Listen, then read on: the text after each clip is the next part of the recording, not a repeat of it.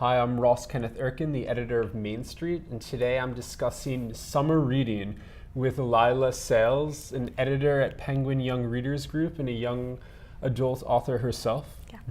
Hi. So, what are the big sellers going to be this summer in terms of picture books, the youngest category for children? Sure. So I think Mo Willems is a really big favorite right now. Like if you look at the New York Times bestseller list, he has probably 3 books on it last week or something like that. He does the Don't Let the Pigeon Drive the Bus books. He does some easy readers. His new book that I really love is called That Is Not a Good Idea. And it's really funny and takes a really unexpected twist at the end. So people love him.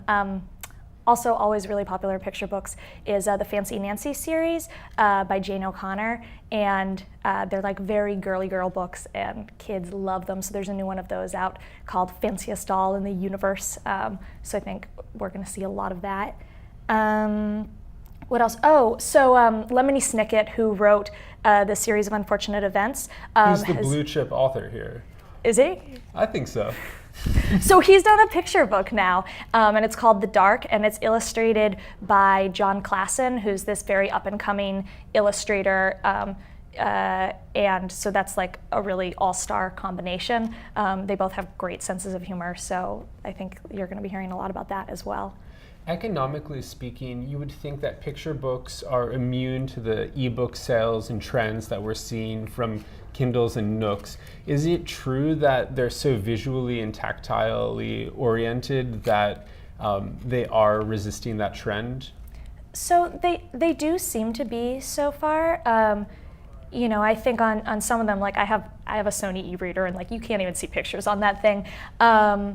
Ebook sales tend to make up a really small percentage of our picture book sales, but I think apps are something of a different story. Like you're starting to get more picture books where they can read to you, like kind of picture audiobooks where you can turn the pages. And that's something that's existed for years in different formats, right? Like I had that on CD-ROM when I was a kid, but that's something that gets more traction because you can like stick kids in the backseat of the car or whatever, and they can have the picture book read to them.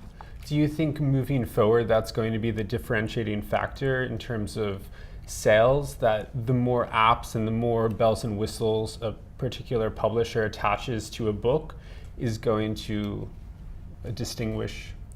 Yeah, well, you get into this difficult question. I do think that like if the picture book can't read to you, you're not going to have a lot of kids reading it because they can't really read when they're 3. But then you also have the question when you talk about bells and whistles of like, at what point does something stop being a book and start being a game or some other form of media? Fair. Leila Sales, thanks so much for being with us. Sure.